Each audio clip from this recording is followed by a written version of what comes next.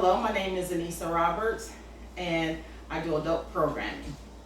So today we're going to make a chunky guacamole. And I'm going to let you in on a little secret because I never used to like guacamole. But a good friend of mine, she had a recipe and I enjoyed it. And so now it's become one of my little late night snacks. So here, I've already cut up some guacamole, and I cut it up in pretty large chunks, if you can see. And I'm going to just cut up the last two, and it's just cutting them up in medium to small chunks.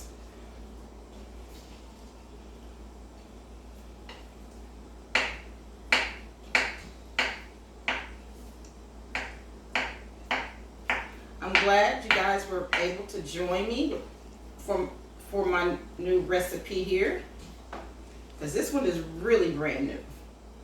I have not even tried this on my family yet. Okay, I'm going to slide this out the way and move this here. So excuse me for juggling, but I don't have much room. But you know, cooking at home, it's never the way we plan.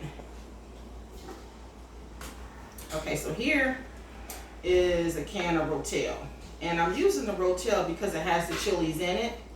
And like I said, I like a little kick, but not too much because my mom doesn't do spicy. So I wanted to test her out with just the Rotel first. So that's a whole can of that, and it's drained. I'll slide that to the side. Then I'm going to add a 1/4 cup of parsley. And again, this is a quick recipe, very economical. Next is a 1/2 cup of chopped onions.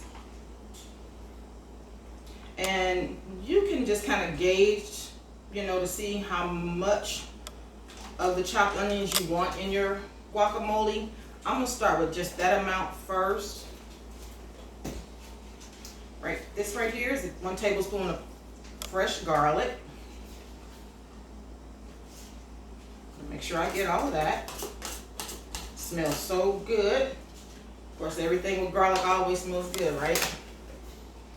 Now, lastly, like I said, this is a new recipe, so it calls for 2 limes, but the juice of the limes. So again, like I said, since this is a new recipe, I'm going to gauge how much I'm going to put in here. So I'm going to start with maybe just a little half of what I have in my bowl here. And the key to this recipe is you really just want to lightly stir your guacamole because you want it to be, again, kind of chunky, not really mushy. And I think that's what I liked about her recipe, because I've seen it in restaurants and I didn't care for it. I didn't care for the look, first of all, nor did I even want to, it wasn't inviting enough for me to even want to taste it. So now I am going to taste it. Now the last thing that I did not put in here is salt and pepper.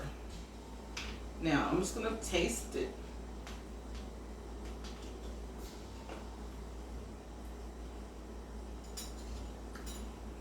Okay, it's very good. However, it really could use a little salt, but I'm trying to watch my salt intake. But this is what I would serve them with.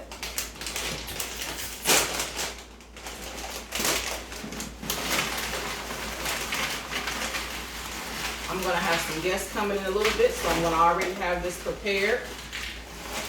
The one thing I will recommend is that you let your guacamole chill for about 30 minutes. So I will go ahead though and add just a little bit more lime. And like I said, you can always add your salt and pepper, but I'm trying to watch my salt intake. Pepper, that's just really optional. But I'm going to give it another stir. And you see how chunky it is?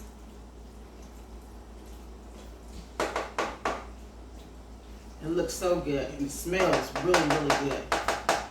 It's like a fresh summery dip, if you will. Well, I want to thank you guys for joining me with the recipes from Annissa. Until I see you next time, be safe. Thank you.